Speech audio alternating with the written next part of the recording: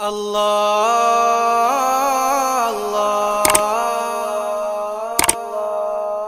کوئی تو ہے جو نظام ہستی چلا رہا ہے، وہی خدا ہے۔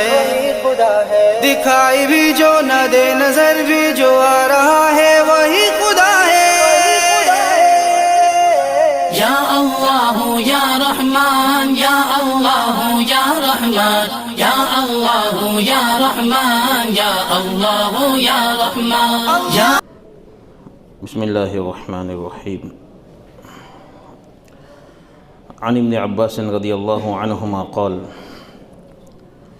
كنت خلف النبي صلی اللہ علیہ وسلم یوما فقال یا غلام انی اعلمك کلمات احفظ اللہ یحفظك احفظ اللہ تجدہ تجاہک اذا سألت فاسأل اللہ وإذا استعنت فاستعن بالله واعلم أن الأمة لو اجتمعت على أن ينفعوك بشيء لم ينفعوك إلا بشيء قد كتبه الله لك ولو اجتمعوا على أن يضروك بشيء لم يضروك إلا بشيء قد كتبه الله عليك رفعت الأقلام وجفت الصحف وفي رواية غير الترمذي احفظ الله تجده أمامك تعرف إلى الله في الرخاء يعرفك في الشدة واعلم أن ما أخطأك لم يكن ليصيبك وما أصابك لم يكن ليخطئك واعلم أن النصر مع الصبر وأن الفرج مع الكرب وأن مع العسر يسرا۔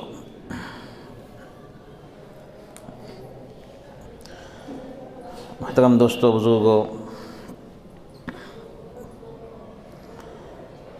اس دنیا میں آنے والے ہر انسان کے لیے یہ ضروری ہے کہ وہ اللہ کو پہچانے۔ یہ انسان اور جنات کو پیدا کرنے کا مقصد ہے کہ وہ پیدا کرنے والی ذات کو، روزی دینے والی ذات کو پہچانے۔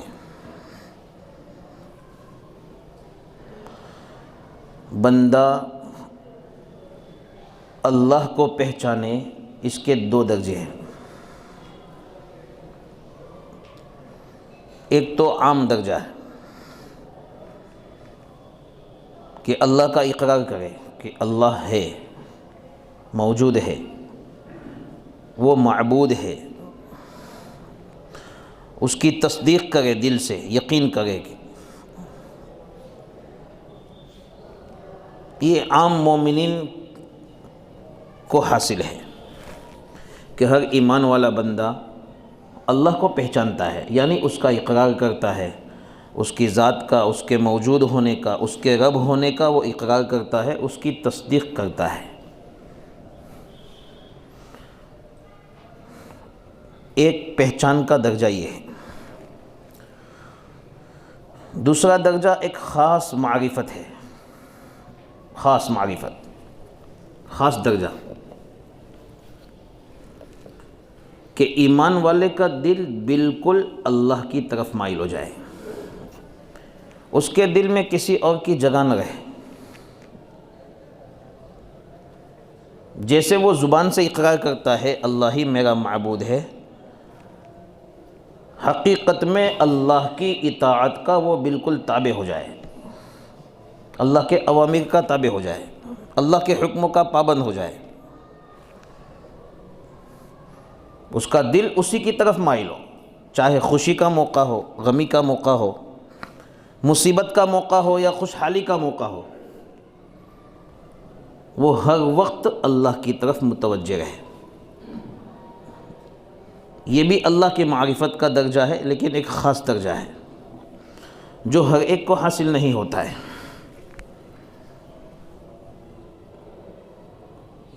ایسے لوگ جن کو اللہ کی خاص معرفت حاصل ہو جاتی ہے، وہ لوگ پھر اللہ کے ہر فیصلے پہ راضی ہو جاتے ہیں، اللہ کے ہر فیصلے پہ راضی، حتیٰ کہ اگر کوئی بڑی مصیبت بھی ان پر آ جاتی ہے تو اس مصیبت پر بھی وہ اتنے راضی ہو جاتے ہیں کہ اس مصیبت کے ختم ہونے کی وہ تمنا بھی نہیں کرتے۔ دعا تو دور کی بات رہی کہ اللہ سے مانگے اللہ اس مصیبت کو ہٹا دے، کہ محبوب کی جانب سے آئی ہے پریشانی، محبوب نے بھیجی ہے، اللہ نے بھیجی ہے، خالق و مالک نے بھیجی ہے، اس لیے اس میں ان کو مزہ آتا ہے، ایسی معرفت اللہ کی حاصل ہو جاتی ہے، مصیبت میں بھی مزہ آنے لگتا ہے۔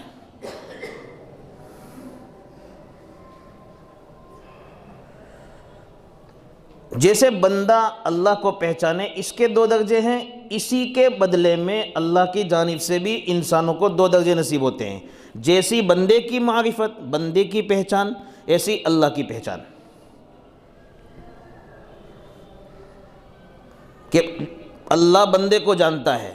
اس کا پہلا درجہ یہ کہ قرآن میں جس کو اللہ نے نقل کیا، هو اعلم بكم اذ انشأكم من الارض وَإِذْ أَنْتُمْ أَجِنَّةٌ فِي بُطُونِ أُمَّهَاتِكُمْ، اللہ بندوں کو جانتا ہے، جب تم کو زمین سے اس نے نکالا، زمین کی مٹی میں چھپا ہوا انسان ہے، اس انسان کو چھپے ہونے کی حالت میں بھی اللہ جانتا ہے، اللہ کو اس کی پہچان ہے کہ بندہ ہے، یہاں سے بننے والا ہے۔ تمہاری ماں کے پیٹ میں تھے، اس کو بھی اللہ جانتا ہے، پیٹ میں ہونے والے بچے کا بھی علم اللہ کو ہے، وہ بچہ جب نہیں تھا پیٹ میں، اس سے پہلے زمین میں غذا میں چھپا ہوا تھا، اس کو بھی اللہ جانتا ہے۔ بندہ دل میں جو وسوسہ لاتا ہے اس کو بھی اللہ جانتا ہے، وَلَقَدْ خَلَقْنَا الْإِنسَانَ وَنَعْلَمُ مَا تُوَسْوِسُ بِهِ نَفْسُهُ، تمہارے نفس میں جی میں جو وسوسے آتے ہیں ہم اس کو جانتے ہیں، اللہ کہتا ہے۔ یہ ہر ایک کے ساتھ ہے، دنیا میں آنے والا ہر انسان، اس کے ہر معاملے کو اللہ جانتا ہے، تو اللہ بندے کو جانتا ہے، پہچانتا ہے، اس کا ایک درجہ یہ ہے، یہ عام درجہ، لیکن اللہ بندے کو جانتا ہے، اس کا ایک خاص درجہ ہے کہ اللہ کی رحمتیں، اللہ کی برکتیں بندے کی طرف متوجہ ہو جائے، اللہ اپنے بندے کو بہت قریب کر لے، اپنے نزدیک کر لے۔ کیسا نزدیک؟ زبان سے نکلی ہوئی دعا کبھی بیکار نہ جائیں، زبان سے مانگی ہوئی کوئی تمنا اللہ پوری کر دے، کبھی رائگاں نہ جائے، اس پر آنے والی مصیبت میں اللہ کی مدد آ جائے۔ یہ اللہ بندے کو پہچانتا ہے۔ جو بندہ اللہ کو خاص طور پہ پہچانتا ہے، اس کے اندر خاص معرفت ہے، اللہ اس کے ساتھ بھی اسی طرح کا معاملہ کرتا ہے کہ اس کو خاص معرفت اللہ کی بھی حاصل ہو جاتی ہے اور اللہ کو اس کی پہچان ہو جاتی ہے، قدم قدم پہ اللہ کی جانب سے مدد۔ اسی لیے حدیث قدسی میں اللہ فرماتے ہیں، میرا بندہ میرے نزدیک ہوتا جاتا ہے نوافل کے ذریعے سے، حتیٰ اللہ فرماتے ہیں حتیٰ کہ کنت سمعہ الذی یسمع بہ، بصرہ الذی یبصر بہ، یدہ الذی یبطش بہ، میں اس کا کان بن جاتا ہوں۔ اللہ کہتے ہیں اس بندے کا میں کان بن جاتا ہوں جس سے وہ سنتا ہے، اس بندے کی میں آنکھ بن جاتا ہوں جس سے وہ دیکھتا ہے، اس بندے کی میں ہاتھ بن جاتا ہوں جس سے وہ چیزوں کو پکڑتا ہے، یعنی اس کے جسم کے ایک ایک عضو کے ساتھ میں ہو جاتا ہوں۔ اتنا زیادہ اللہ بندے کو پہچانتا ہے، پھر ہر لمحہ ہر پل اللہ کی معیت، اللہ کا ساتھ، اللہ کی مدد اس کو حاصل ہو جاتی ہے۔ لیکن اس کے لیے ضروری ہے کہ بندہ بھی اللہ کو اس طرح پہچانے۔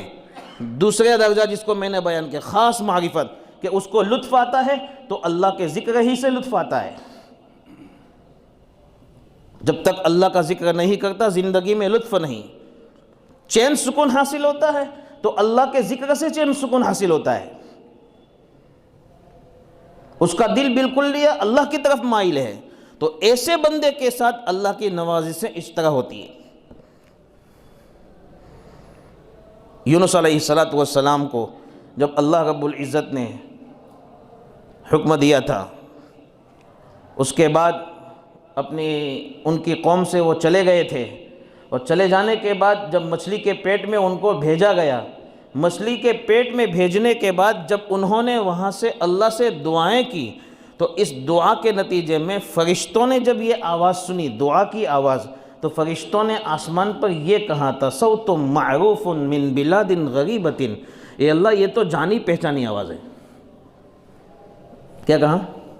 جانی پہچانی آواز ہے، لیکن آ رہی ہے اجنبی جگہ سے. یونس علیہ السلام کہاں تھے؟ یونس علیہ السلام مچھلی کے پیٹ میں تھے، وہ ان کے رہنے کی جگہ نہیں تھی. مچھلی تو سمندر میں گھومتی رہتی ہے، یونس علیہ السلام کے رہنے کی جگہ نہیں تھی. اس لیے فرشتوں نے اللہ سے یہ کہا تھا صوت معروف من بلاد غریبۃ، اجنبی ملک سے، اجنبی دیش سے، اجنبی زمین سے ایک آواز آ رہی ہے، لیکن وہ آواز جانی پہچانی ہے. اللہ یہ کس کی آواز ہے؟ کہا پہچانتے نہیں ہو؟ کہا نہیں. کہا یہ یونس علیہ السلام کی آواز ہے. اس وقت اللہ نے یہ کہا، اس وقت فرشتوں نے اللہ سے یہ عرض کیا تھا اے اللہ کیا آپ رحم نہیں کرتے ان بندوں پر جو خوشحالی میں آپ کو پکارتے ہیں؟ جب ان کی اچھی حالت ہوتی ہے اس وقت آپ کو یاد کرتے ہیں، اس وقت آپ کی عبادت کرتے ہیں، آپ کا ذکر کرتے ہیں. ایسے بندوں کو شدت کے وقت میں، مصیبت کے وقت میں آپ مصیبت سے ان کی مدد نکالنے میں مدد کرتے ہیں. تو یونس علیہ السلام پر بھی مدد کیجیے، اپنی رحمتیں نازل کیجیے. اللہ کی جب خاص معرفت حاصل ہوتی ہے بندے کو تو وہ ہر حال میں اللہ کو یاد کرتا ہے. ایسا نہیں کہ پریشانی آئی تو یاد کرتا ہے، پیسے ہیں تب بھی یاد کرتا ہے، غربت ہے تب بھی یاد کرتا ہے. ہر حال میں وہ راضی ہوتا ہے اللہ کے فیصلے سے، اس لیے ہر حال میں وہ اللہ کو یاد کرتا ہے. اس لیے اس کی آواز اللہ کے یہاں مانوس ہوتی ہے، پہچانی ہوتی ہے. یونس علیہ السلام کے بارے میں فرشتوں نے سفارش کی. قرآن کہتا ہے نا لولا انہ کان من المسبحین للبث فی بطنہ الی یوم یبعثون. قرآن کیا کہتا ہے؟ اگر یونس علیہ السلام تسبیح کرنے والے، اللہ کا ذکر کرنے والے، اللہ کی پاکی بیان کرنے والے بندوں میں سے نہ ہوتے تو قیامت تک ان کو مچھلی کے پیٹ میں رکھا جاتا. کہاں رکھا جاتا؟ مچھلی کے پیٹ میں. لیکن انہوں نے خوشحالی کے وقت میں بھی اللہ کو یاد کیا تھا. ان کو معرفت تامہ، مکمل معرفت اللہ کی حاصل تھی، خاص معرفت، خاص پہچان تھی اللہ کے ساتھ، جس کی وجہ سے مصیبت میں بھی اللہ رب العزت نے مچھلی کو حکم دیا کہ اپنے پیٹ سے ان کو باہر پھینکیں، باہر نکالیں. حکم دیا اللہ نے. ایک طرف یونس علیہ السلام کا واقعہ ہے کہ جو ہر حال میں اللہ کو پہچانتے تھے. دوسری طرف ہم لیتے ہیں اللہ کا دشمن فرعون ہے، جس نے رب ہونے کا دعویٰ کیا ہے. خوشحالی میں وہ اللہ کو پہچانتا نہیں ہے، اللہ کا اقرار نہیں کرتا ہے، اللہ کے سامنے اپنے سر کو جھکاتا نہیں ہے. لیکن جب مصیبت آئی فلما ادرکہ الغرق قال آمنت، جب ڈوبنے لگا تب کہنے لگا میں اللہ پر ایمان لایا. جس پر موسیٰ علیہ السلام ایمان لائے ہیں اس رب پہ میں ایمان لے آیا. تو اللہ نے کیا کہا؟ آنا، اب جب پریشانی کا وقت آیا، تب جب خوشحالی میں اللہ کی معرفت حاصل نہیں تھی، اللہ کو نہیں پہچانا تھا، تو اللہ کی جانب سے مصیبت کے وقت میں تعاون نہیں ملتا ہے، اللہ بھی نہیں پہچانتا ہے. اب وقد عصیت من قبل، اس سے پہلے تو نافرمانی کر چکا، مجھے پہچانتا نہیں تھا، اور اب تو کہتا ہے میں اس اللہ پر ایمان لایا جس پر موسیٰ علیہ السلام ایمان لائے. یہ اللہ نے کہا. اللہ رب العزت کا معاملہ بندوں کے ساتھ اسی طرح ہے. بندے اپنے مقصد میں جب مکمل کامیاب ہو جاتے ہیں، یعنی وہ اللہ کو ہر حالت میں پہچاننے لگتے ہیں، چاہے وہ خوشحالی کا موقع ہو، چاہے وہ بدحالی کا موقع ہو، چاہے پریشانی کا موقع ہو، ہر وقت وہ اللہ کے حکموں کو اپنی نظروں کے سامنے رکھ کر اس کے مطابق اپنی زندگی گزارتے ہیں، تو مصیبت کے وقت میں اللہ ضرور ساتھ دیتا ہے.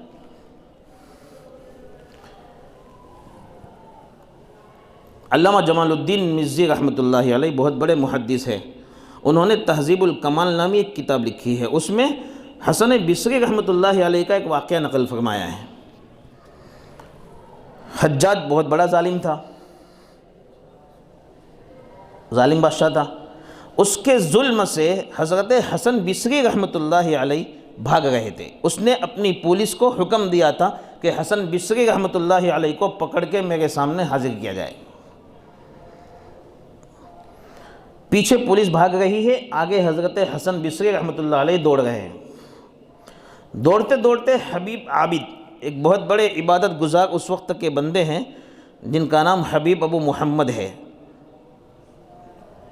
ان کے گھر میں داخل ہو گئے حضرت حسن بصری رحمۃ اللہ علیہ،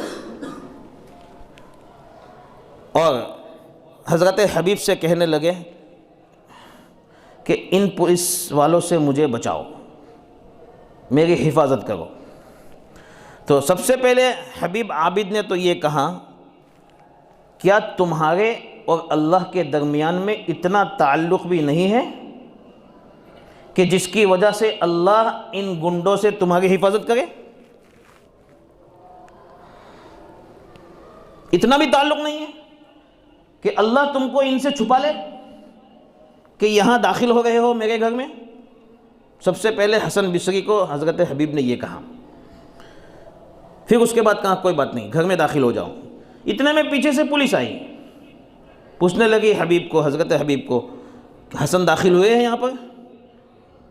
انہوں نے کہا میرا گھر ہے یہ، اندر جا کے دیکھ لو، میرا گھر ہے، اندر جا کے دیکھ لو۔ داخل ہوئے، لیکن حضرت حسن بصری رحمۃ اللہ علیہ وہ دکھائی نہیں دیے اس کمرے میں جہاں وہ داخل ہوئے تھے۔ انہوں نے جا کے پورا ماجرا حجاج بن یوسف کو جب سنایا، پولیس نے جا کے، تو حجاج بن یوسف نے کہا نہیں، حسن بصری حبیب ہی کے گھر میں تھے، لیکن اللہ نے تمہاری آنکھوں کو اندھا کر دیا تھا۔ کون کہہ رہا ہے؟ حجاج بن یوسف، وَلَكِنَّ اللَّهَ طَمَسَ أَعْيُنَكُمْ فَلَمْ تَرَوْهُ، اللہ نے تمہاری آنکھوں کو اندھا کر دیا تھا جس کے نتیجے میں تم حسن بصری رحمۃ اللہ علیہ کو دیکھ نہیں سکے۔ جس کی معرفت اللہ کے ساتھ ہو، اللہ ایسے راستے نکالتا ہے کہ آنکھیں ہونے کے باوجود بھی ایک کو نہیں، پولیس کا پورا قافلہ ہے، اس پورے قافلے کو اللہ اندھا کر دیتا ہے، ایسی مدد کرتا ہے۔ لیکن اس کے لیے ضروری ہے معرفت، ہم اللہ کو پہلے پہچانیں ہر حال میں۔ ابو عبد الرحمن سلمی رحمۃ اللہ علیہ کی موت کا وقت ہے، اور وہ یہ کہہ رہے ہیں، جہاں جو لوگ حاضر تھے ان کو مخاطب کر کے کہہ رہے، کیف لا ارجو ربی، کیف لا ارجو ربی، میں اپنی رب کی رحمت کی کیوں امید نہ رکھوں؟ وقد صمت له 80 سنۃ، 80 سال سے میں اس کے لیے روزے رکھتے آیا ہوں۔ کتنے سال سے؟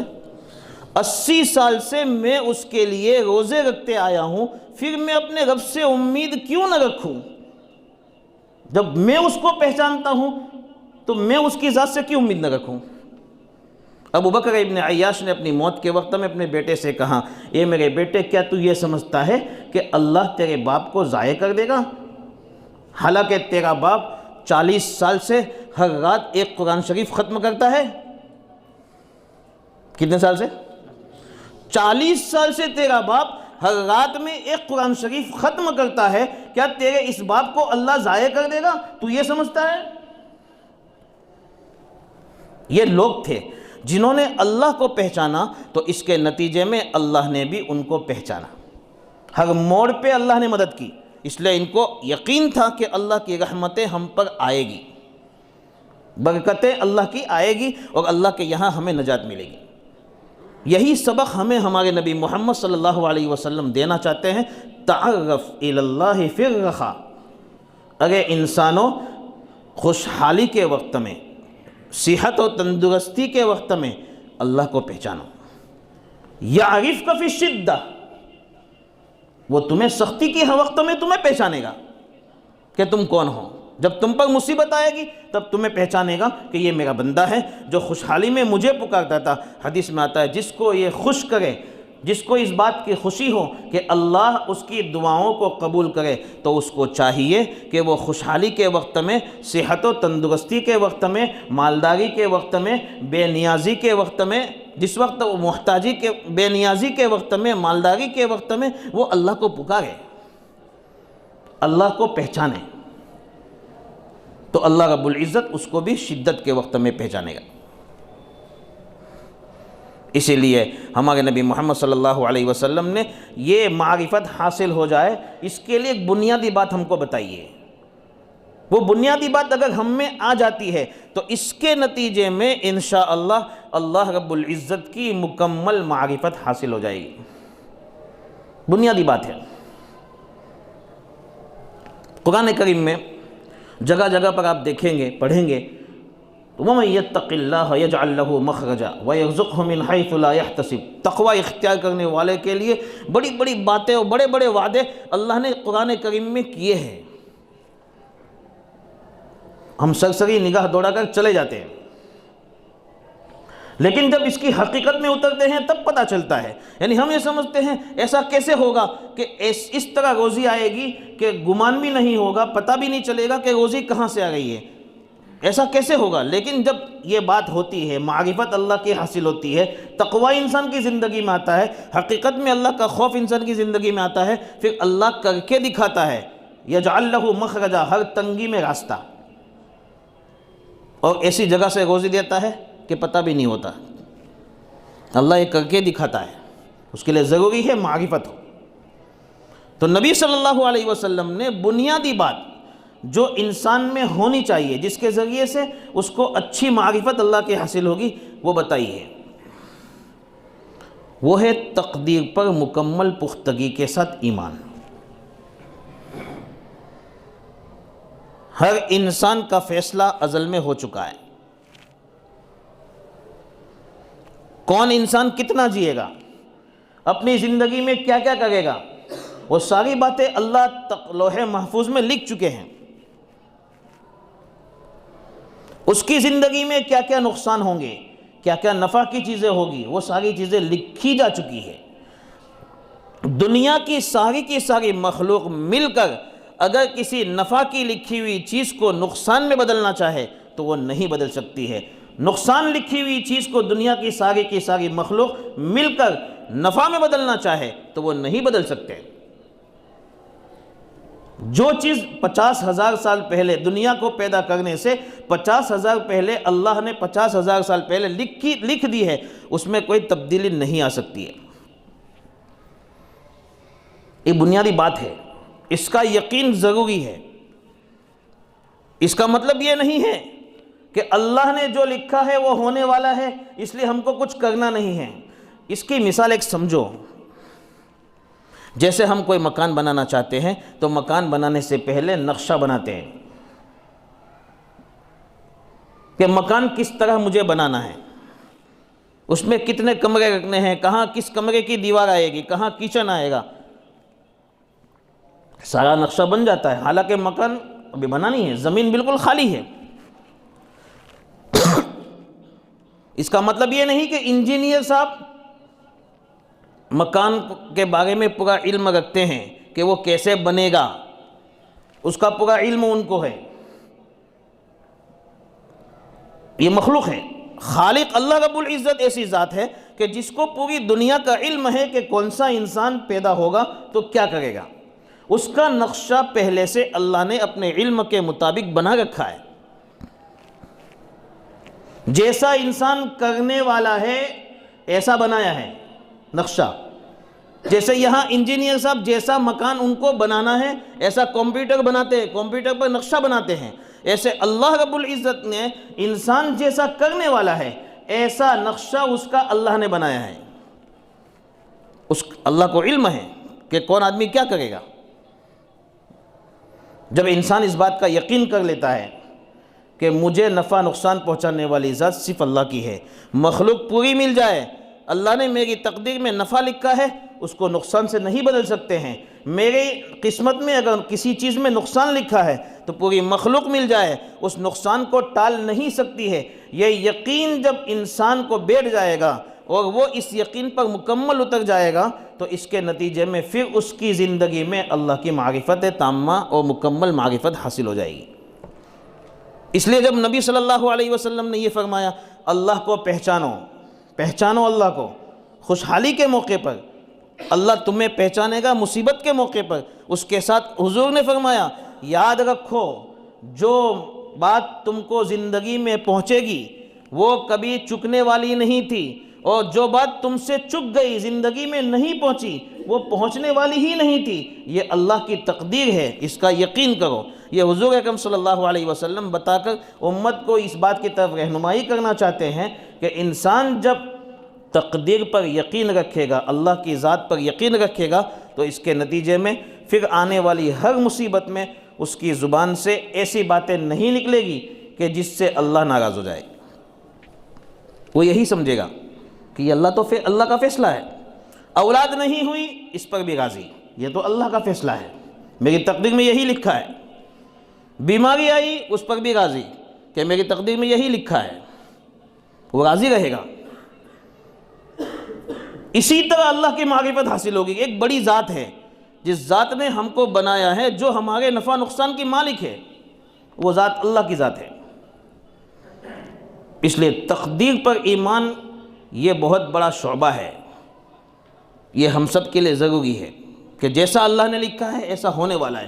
جب بندہ اس پر راضی ہو جائے گا تو اللہ کی جانب سے پھر معرفت حاصل ہوگی۔ اسی لیے نبی کریم صلی اللہ علیہ وسلم تو اللہ سے دعا مانگا کرتے تھے، اللہم انی اسألک الرضا بالقضاء، اللہ تیرے فیصلے پہ راضی ہونا یہ میں تجھ سے مانگتا ہوں کہ میں ہر وقت تیرے فیصلے پہ راضی رہوں۔ نبی کریم صلی اللہ علیہ وسلم آگے دو اہم باتیں ارشاد فرمانا چاہتے ہیں، اذا سألت فاسأل اللہ واذا استعنت فاستعن باللہ،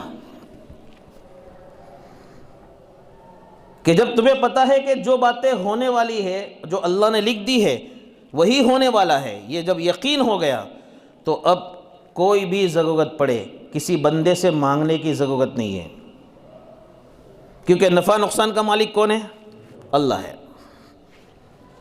اس لیے اپنی ہر حاجت کو اللہ سے مانگو، حتیٰ کہ اللہ کے رسول صلی اللہ علیہ وسلم نے تو امت کو یہاں تک بتایا کہ تمہاری چپل کا تسمہ، پٹی وہ ٹوٹ جائے نا تب بھی تم اللہ سے مانگو،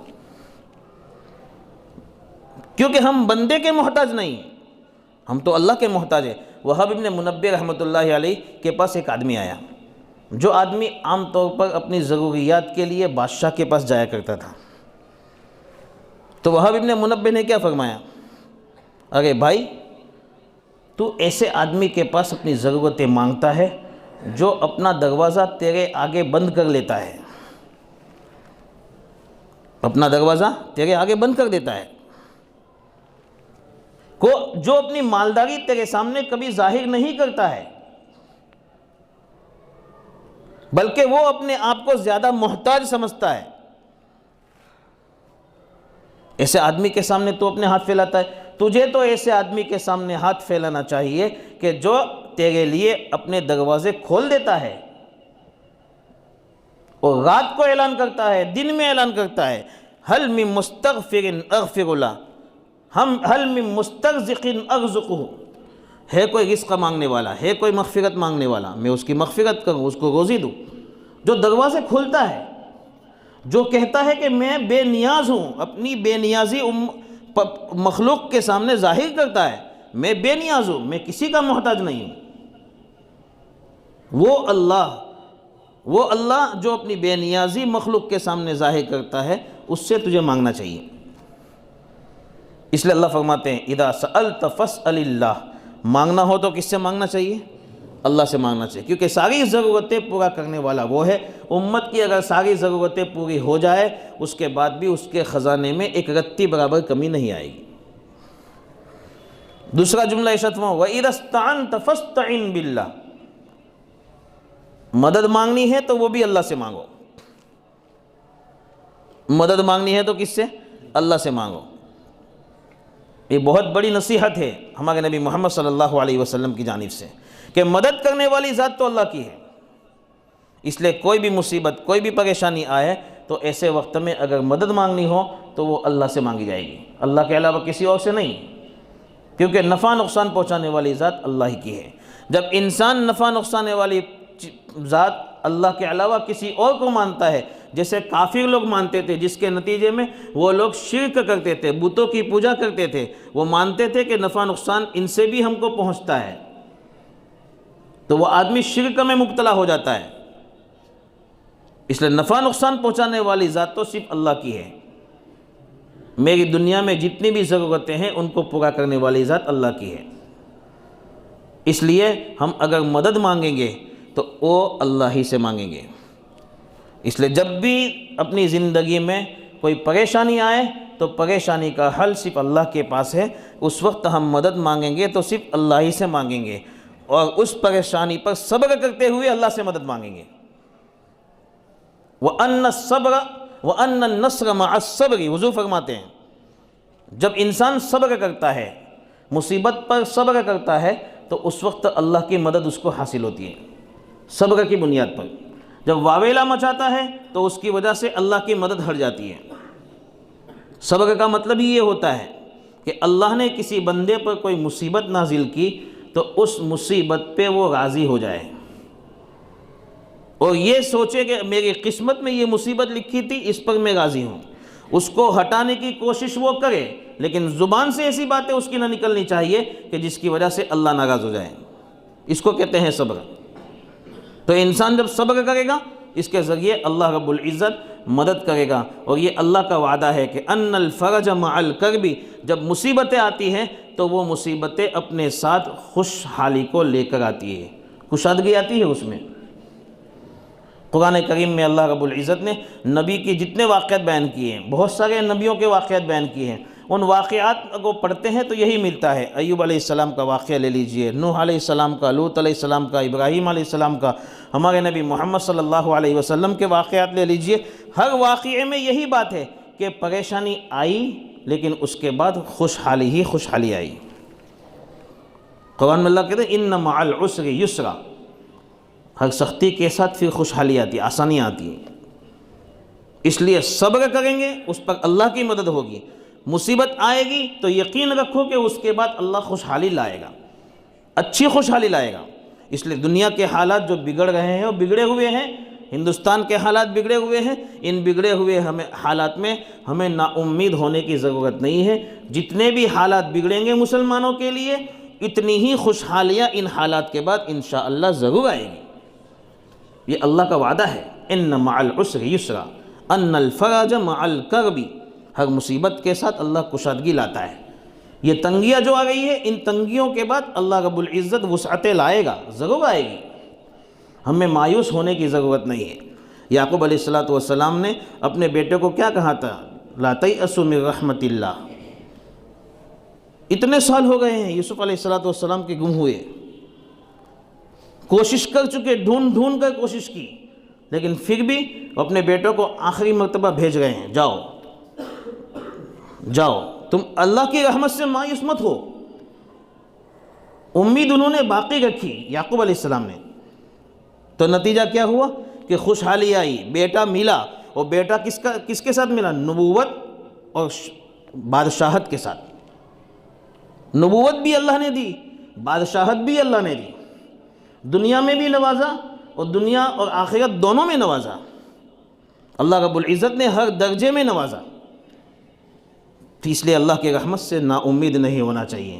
نبی کریم صلی اللہ علیہ وسلم کی اس حدیث میں یہ نصیحت بھی ہے ان الفرج مع الکرب، کہ جتنی تکالیف آئے گی ان تکالیف کے بعد پھر اللہ رب العزت وسعتیں لائے گا، کشادگیاں لائے گا. اس لیے میرے دوستو ان سارے حالات میں ہمیں نا امید ہونے کی ضرورت نہیں ہے. بس ہمیں اللہ کی ذات پر یقین کرنا ہے، مانگنا ہے اللہ سے مانگنا ہے، مدد مانگنا ہے اللہ سے مانگنا ہے، دعا مانگنا ہے تو وہ اللہ سے مانگنا ہے. کریں گے انشاءاللہ. اللہ عمل کی توفیق